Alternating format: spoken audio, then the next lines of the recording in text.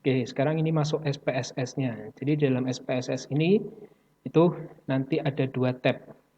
Yang di bawah kiri ini itu ada data view dan ada variable view. Oke, ini tab yang berbeda. Kalau kita mau masukkan data itu nanti ada di data view. Kalau kita mau masukkan atau mau mengganti, mengubah atau edit variabelnya, misalnya nama variabel atau ukuran variabel, itu ada di variable view. Oke, sekarang kita masuk ke data view, terus kita inputkan data yang ada di Excel tadi. Kita copy paste. Ini tadi ada edu dan ada motivation. Ini kita select, kita pilih, pakai variable name-nya nggak apa-apa. Oke, sampai bawah, itu sampai observasi ke 60 ya. Ini. Kita copy.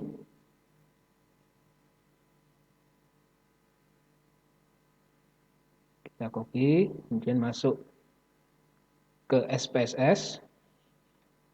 Ini, kita klik kanan di sini. Itu nanti pilih yang paste with variable names. Karena kita tadi di variable paling atas, di baris paling atas itu ada nama variabelnya. Kita klik, nah ini keluar. Jadi di sini ada 60, tetap ada 60 observasi. Ada 60 responden. Nih, paling terakhir 60.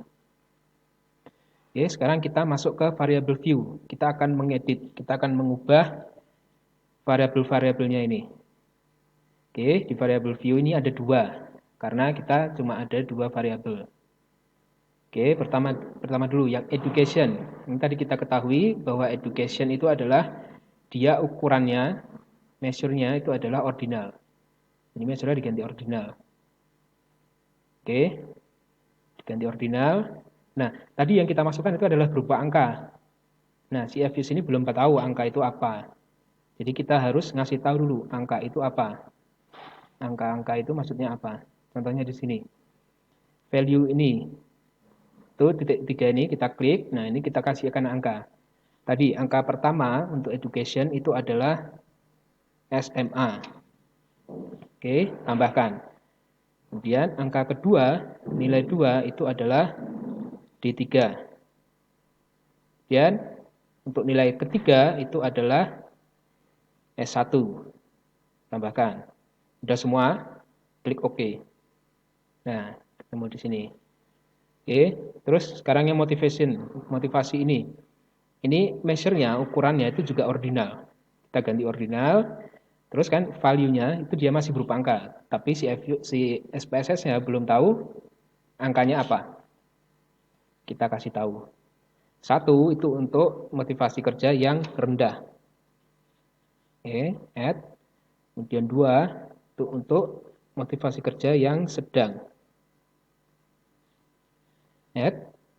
Kemudian 3 itu untuk motivasi kerja yang tinggi. Add. Oke, udah cuma sampai 3 aja. Kemudian oke. Nah, sekarang kita klik ke data view-nya ini. Nah, dia berubah. Jadi di observasi pertama, orang pertama yang kita tanyain itu dia pendidikannya D3, tapi motivasi kerjanya sedang. Kemudian orang kedua, dia pendidikannya D3 juga, tapi motivasi kerjanya tinggi. Nah, seperti itu.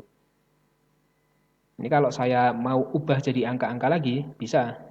Caranya klik yang di sini. Ini ada value labels-nya nih. Diklik, nah dia jadi angka. Nih. Oke, sekarang kita mulai uji chi-square. Uji chi-square kalau di SPSS itu bisa diklik di sini. Analyze, kemudian descriptive statistic, dan cross tabs. Di sini. Nah, di sini kita akan pilih rows-nya apa, column-nya apa. Terserah. Misalnya rows-nya kita pilih untuk baris-barisnya nanti education. Dan untuk kolom-kolomnya itu nanti pilih yang motivasi kerja. Oke. Kemudian kita klik di statistik ini. Statistik kita pilih yang chi-square. Oke, udah itu aja. Kemudian continue. Dan di cell itu nanti kita klik juga selain observe juga ada kita harus klik yang expected. Karena kita mau lihat berapa sih frekuensi teoritisnya atau frekuensi ekspektasinya.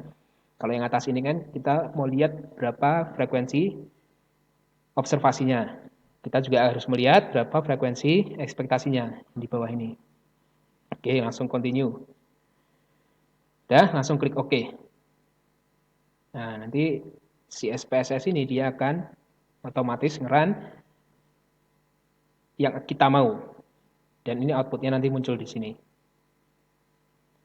Nah, seperti ini outputnya. Jadi ada di jendela berbeda. Sekarang jendela SPSS-nya itu ada dua. Ada yang untuk variabel atau untuk datanya dan ada untuk outputnya. Ada untuk datasetnya dan ada untuk outputnya. Ini outputnya, hasil olahannya. Oke, kita baca. Jadi kalau di cross tab ini itu nanti ada tiga. Ada tiga tabel yang berbeda.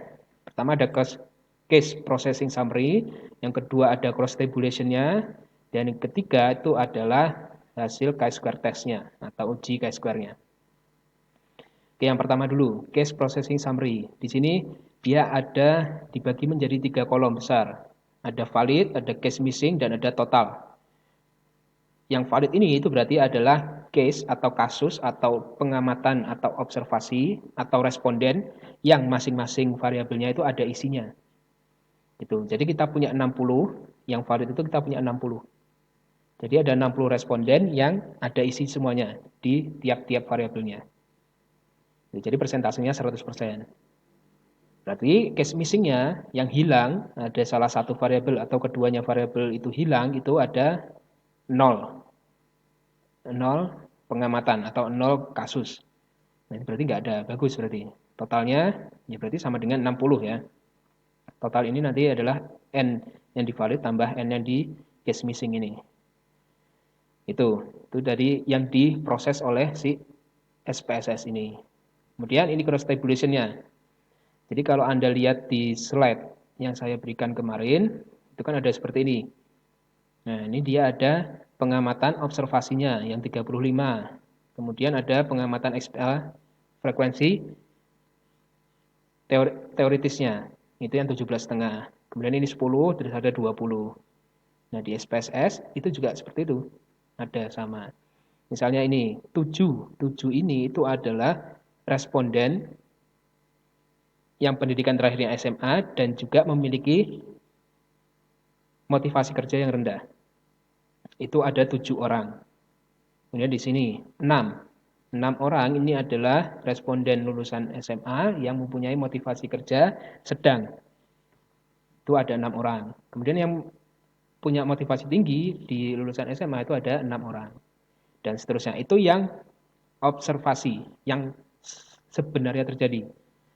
Dan yang seharusnya terjadi itu adalah yang bawahnya, expected count-nya ini, atau frekuensi ekspektasinya. Jadi seharusnya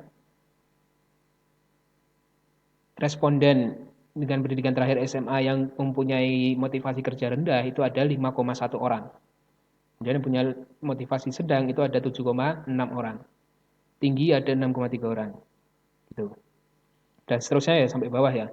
Ini ada 0, ini karena memang nggak ada.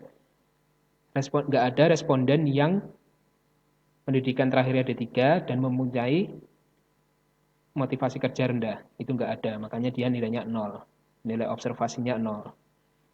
Oke, seperti itu. Ini kalau dijumlah semuanya adalah 19, terus 22, terus 19. Ini berarti ada 19 orang responden dengan pendidikan terakhir SMA, ada 22 responden dengan pendidikan terakhir D3, dan ada 19 orang lagi responden dengan pendidikan terakhir S1. Itu totalnya ada 60 responden. Nah, dari 60 responden ini itu juga dibagi dengan motivasi kerjanya, berdasarkan motivasi kerjanya itu ada 16 responden yang mempunyai motivasi kerja rendah. Yang mempunyai motivasi kerja sedang itu ada 24 responden. Sedangkan yang tinggi itu ada 20 responden. Itu. Nah, kalau Anda ngitung sendiri, ngitung secara manual atau pakai bantuan Excel, itu nanti pakai rumus chi-square itu nanti akan ditemukan nilai chi-square hitungnya itu adalah sebesar 14,868 ini. Jadi Pearson chi-square ini 14,868. Ini adalah chi-square hitungnya. Ya, sekarang chi-square hitungnya ini kita bandingkan dengan chi-square kritisnya atau nilai chi-square pada tabel. Nilai chi-square pada tabel itu kan dia bergantung, kita harus nyari probability-nya. Probability-nya sementara pakai 5% dulu atau 0,05. Kemudian degree of freedom-nya itu jumlah kolom kurangi 1, 1, 2, 3 kurangi 1, itu berarti 2, kali jumlah baris kurangi 1. 1, 2, 3 kurangi 1, 2 juga. Jadi 2 kali 2, 4. Jadi chi-square kritis pada degree of freedom 4 dan probability-nya 5% itu adalah kemarin 9,49 ya, sekitar itu. Nah, karena nilai chi-square hitungnya ini 14,868 ini lebih besar dari 9,48, itu berarti kita tolak H0. H0 yang menyatakan independensi antara tingkat pendidikan dengan motivasi kerja itu kita tolak. Jadi bahwa edukasi atau tingkat pendidikan dengan motivasi kerja itu tidak berhubungan, itu kita tolak.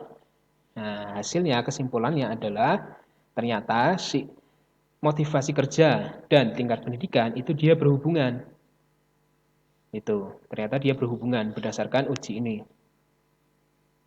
Hubungannya gimana? Apakah motivasi kerja yang mempengaruhi tingkat pendidikan atau sebaliknya tingkat pendidikan yang mempengaruhi motivasi kerja? Hubungannya tidak bisa diketahui pakai uji chi-square ini.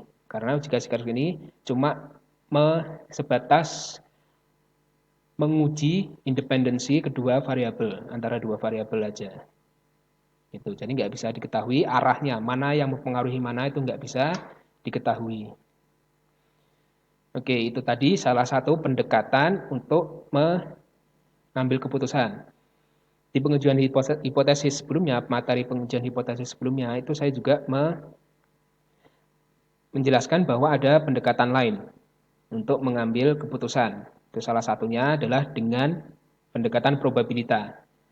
Dengan pendekatan probabilitas itu kita bisa membandingkan probabilitas yang dihasilkan dengan probabilitas yang kita atau dengan alfa yang kita tentukan.